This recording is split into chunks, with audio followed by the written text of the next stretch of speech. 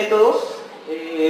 Primero, la ubicación de este ensayo. Este ensayo se ha realizado en el Fundo América, que es un fondo que se encuentra en la irrigación Santa Rita y que está ubicado en el departamento de Arequipa. La instalación de este ensayo fue entre entre el 10 de enero y el 25 de febrero de 2017, hablando del Almácigo. Y con respecto al periodo de campo definitivo, fue desde el 25 hasta el de junio. Como se mencionó, depende mucho, proviene de una selección masal año tras año y también se conoce como selección temprana. También, como se mencionó antes, no es el periodo quizás más adecuado para la cebolla porque es en verano. Nosotros lo llamamos contraestación allá. En cuanto al factor evaluado, es el grosor de plántula o diámetro de plántula. Como podemos observar, aquí se encuentran todos los diámetros, el rango de diámetros y aquí las etiquetas como las hemos llamado. Estas etiquetas son bastante relativas a lo que sucede en la zona donde se cultiva. Debido a eso, solo lo hemos puesto para facilitar la comprensión de los resultados. Y lo más importante viene a ser este diámetro de los almácigos. En la foto número 4 se observan esos 4 tipos de almácigos, que son para los trasplantes. Solamente para recalcarles, la selección o la clasificación de estos almácigos es inmediata. Ese día tuvimos bastantes personas que ir seleccionando para el trasplante.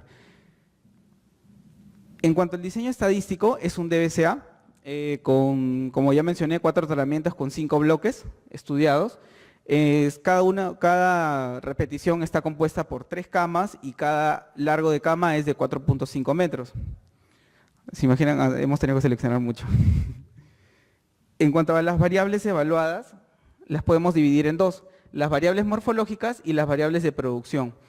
En cuanto a las variables morfológicas, tenemos 4 principales: la altura, el número de hojas, el diámetro de falso tallo y el diámetro de bulbo. Y de estas 2 últimas, se pudo inferir el índice de bulbificación.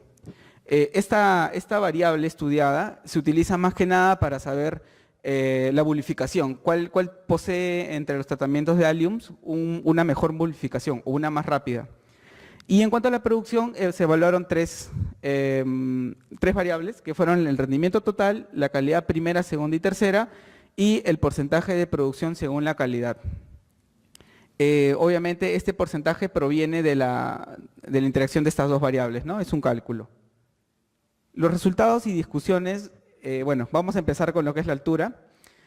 Como podemos observar, los tratamientos estándar y grueso, que son los que se suelen utilizar bastante, no tanto el grueso, más el estándar, fueron superiores a los demás marcadamente hasta los 40 días después del trasplante. Pero a partir de los 60 vemos que las cosas cambian. Vemos que el tratamiento muy delgado y delgado pasan a ser los superiores, mientras que los estándar y grueso pasan a ser los inferiores. Inclusive el coeficiente de variabilidad llega a su punto mínimo en esta situación. Lo que nos está diciendo es que las diferencias entre tratamientos se están acortando. Finalmente, podemos observar que los tratamientos muy delgado y delgado llegan a ser superiores, mientras que los otros 2 comienzan a disminuir. Eso es por un tema de senescencia. En cuanto al número de hojas, la situación es muy semejante a la anterior. Vemos que el estándar y grueso superior al inicio, pero a diferencia de la altura, llega el día 70 después del trasplante y todos los tratamientos pasan a no tener diferencias significativas. En cuanto al número de hojas.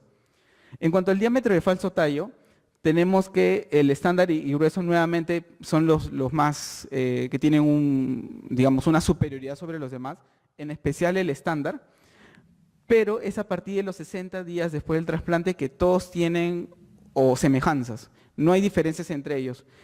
Y es curioso porque el tratamiento muy delgado y delgado pasan a tener un mayor valor.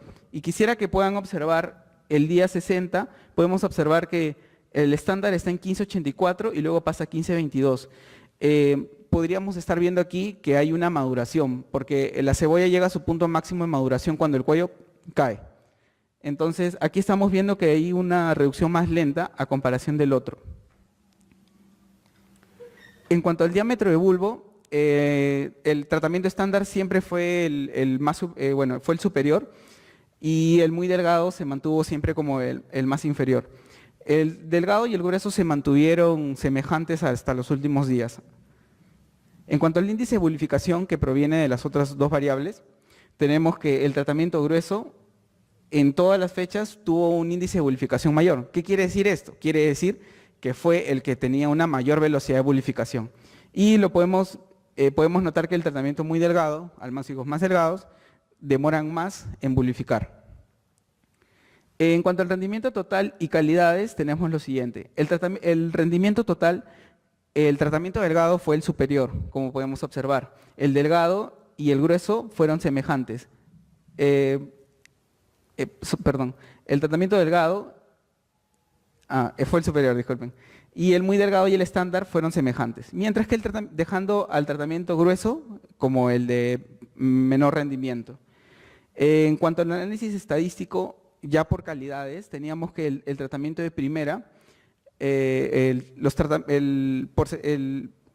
rendimiento de primera que tenían los tratamientos, se nota que hay una diferencia significativa en base a las pruebas estadísticas, pero al momento de hacer la prueba de Tukey no existen.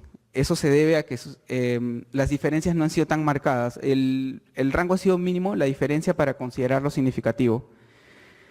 En cuanto a ya cuando hablamos de porcentajes, vemos que no hay diferencias significativas. Todo esto se nota mejor en esta gráfica. Podemos observar que el rendimiento de delgado es superior, como figura aquí, en su rendimiento, y aquí, el tratamiento muy delgado y estándar le siguen, y tenemos como último el tratamiento grueso. Cada color representa el tonelaje según la calidad.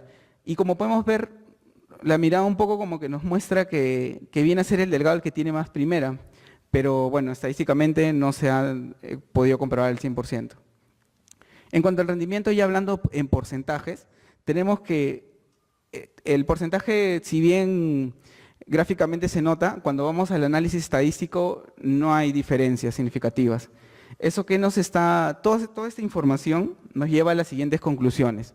Primero, es que el grosor de plántula sí afecta significativamente a las variables altura, número de hojas, diámetro de falso tallo y diámetro de bulbo, bajo las condiciones de Santa Rita y con el cultivar Santa Rita. También el grosor del almácigo afecta significativamente a la bulificación de la cebolla, siendo los grosores de almácigo iguales o mayores a 4.99, los que presentan una bulificación mayor. Aquí me refiero a los estándar y al grueso. Y también tenemos una conclusión que es que el grosor de plántula afecta al rendimiento total de la cebolla, como se ha podido mostrar, cebolla roja cultivar Santa Rita, y el tratamiento delgado es el que tenía un mejor rendimiento. Y bueno, como última conclusión tenemos que el grosor que escojamos del almácigo de cebolla no va a tener un efecto en la calidad primera y segunda, en cuanto a la cebolla roja cultivar Santa Rita. Bueno, eso es todo. Muchísimas gracias por su atención.